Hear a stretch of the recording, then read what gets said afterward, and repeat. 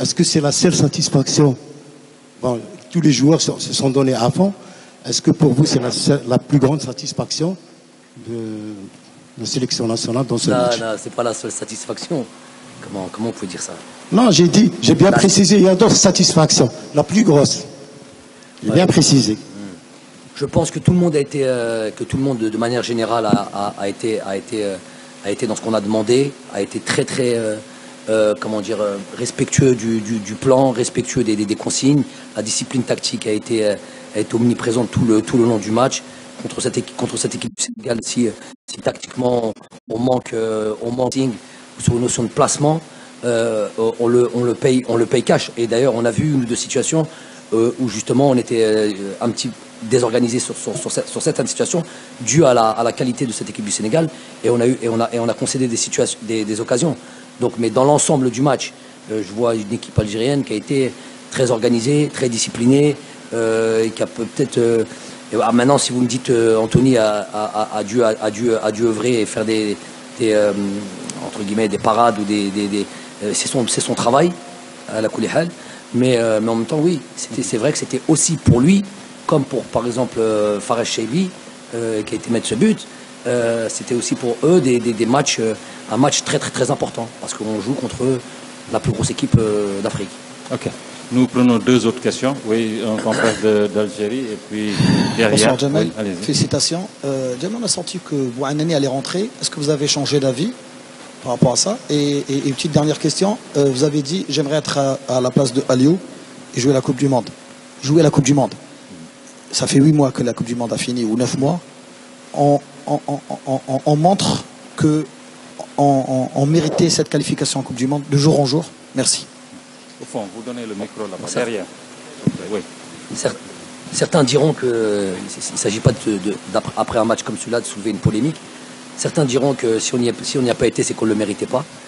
J'ai envie de dire qu'on avait fait énormément de choses en Afrique, notamment cette série d'invincibilité historique, déjà pour le continent africain. On est la deuxième équipe au monde à avoir eu cette série d'invincibilité, 35 matchs. Devant nous, c'est l'Italie. Donc juste par ça et cette constance qu'on a pu avoir de 2019 à quasiment à 2022, c'est notre première défaite, on l'a concédée en janvier 2022 à la CAN. Je peux dire que dans ce sens-là, et la double confrontation, mais bon, j'ai pas trop envie de ressoulever des polémiques. Ceux qui ont suivi nos matchs pourraient dire qu'on le méritait. Bon, d'autres diront, si on n'était pas, c'est qu'on ne le méritait pas.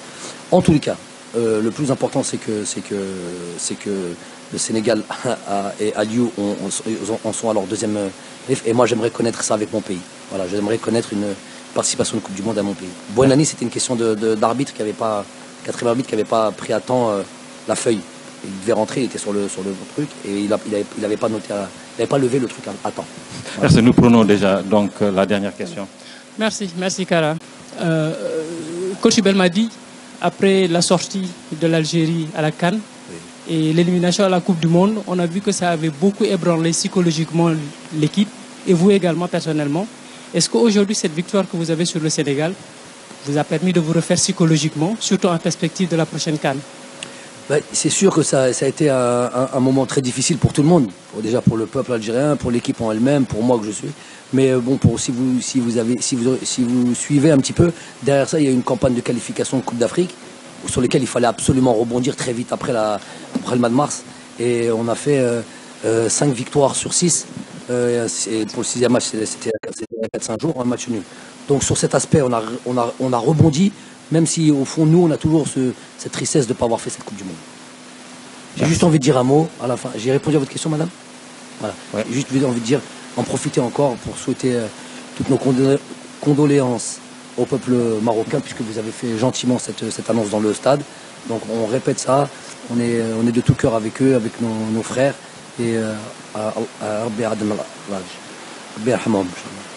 la toute dernière question. Madame, oui. Alors coach, moi je me rappelle en 2019, juste après la finale face au Sénégal, nous avons interpellé par rapport à l'avenir du sélectionneur national Aliou Cissé. Vous avez dit c'est un excellent technicien, il faut le soutenir. Depuis lors, beaucoup d'eau a coulé sous le pont, on peut le dire. Il y a eu ce sacre avec le Sénégal. Alors, désormais, l'objectif, c'est la conservation du titre continental. Comment est-ce que vous voyez la marge de manœuvre de cette équipe par rapport à cet objectif-là? Vous m'accorderez pour dire que j'ai été un peu visionnaire en vous disant de garder ce coach. Voilà, donc il a fait un travail immense avec cette équipe, le renouvellement de cette équipe, l'apparition d'autres joueurs. Et je vois que l'équipe est encore, je dis très sincèrement, j'ai vu encore une phase de progression entre l'équipe qu'on a rencontrée à la CAN en 2019 et cette équipe-là. Je vois encore plus d'automatisme, encore plus même de maturité dans le jeu. Et elle va être encore présente lors de la prochaine CAN et ça va être une l'équipe qui détient le titre et qui va être difficile à détrôner. Merci beaucoup, coach. Alors, merci à vous également. Dans un instant. C'est beaucoup. Ouais, j'ai envie de dire que c'est presque anecdotique. Je vous assure, c'est pas de la langue de bois. C'est vraiment anecdotique. J'aimerais être à sa place, moi, être de nouveau champion d'Afrique, avoir joué la dernière Coupe du Monde. C'est quelque chose qu'il a offert à son pays. Donc c'est ça le plus important. Le reste, c'est peut-être une petite lutte d'ego, d'entraîneur, quoi, tout en étant très fraternel, très amical. Je vous assure que c'est anecdotique. Le plus important, c'est effectivement cette victoire. Elle compte pour cette équipe d'Algérie je ne vais pas dire en complète reconstruction, mais avec quand même l'avènement de nouveaux joueurs et de jeunes joueurs qui comptent leur deuxième, troisième, quatrième sélection.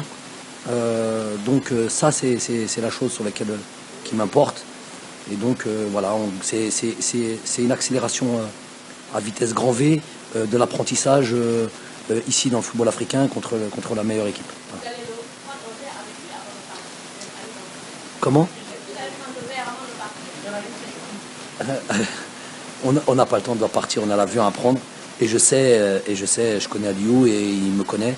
Je sais que après des matchs comme ça, tendus, et notamment il aurait voulu gagner absolument devant son peuple et devant tous ses supporters. Je sais que c'est pas la chose qu'on a envie de faire, mais tranquillement, vraiment, il n'y a vraiment pas de souci. Cette équipe du Sénégal a vraiment de beaux jours devant elle. Et Inch'Allah qu'on se retrouve à la prochaine CAN finale, c'est possible. Au suivant. Voilà, bonsoir tout le monde. Merci Kara. Je suis là. Coach. Oui. Je suis là. Il y a beaucoup de gens qui lèvent la main, c'est pour ça. Okay. Voilà, c'est ça.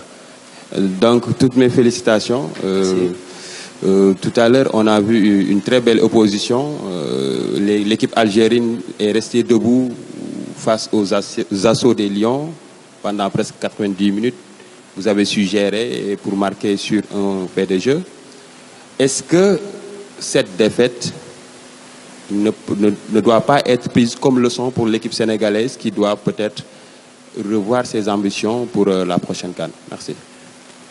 J'aurais pas la prétention de penser à la place d'Aliou, savoir ce qu'il doit faire avec cette équipe.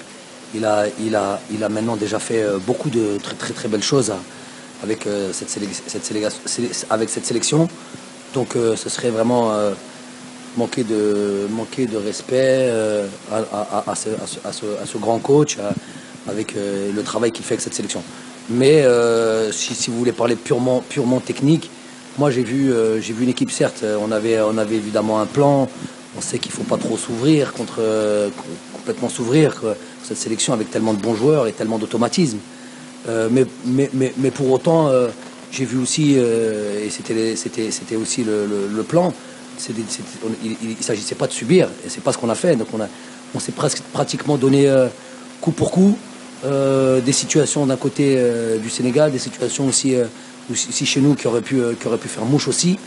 Peut-être avec le fait de jouer à l'extérieur, c'est un petit peu différent. Moi, j'espère que tous les supporters, que nos deux peuples, je suis sûr qu'ils ont apprécié cette bonne bataille, vraiment dans le fair play le plus total, mais dans l'engagement aussi le plus total. Et c'est ça ce qui est le plus intéressant dans le football.